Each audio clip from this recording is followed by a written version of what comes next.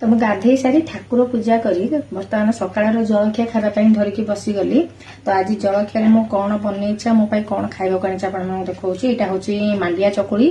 तो मांडिया तो खीरी पिठा बहुत प्रकार करा जाए। मु आज कर मांडिया चकुली आठी अच्छी मोर सेमिया आईटा पुआ टिफिन नापी बंधा कोबी कैप्सिकम गाजर ये सब पकई गोटे भजा करी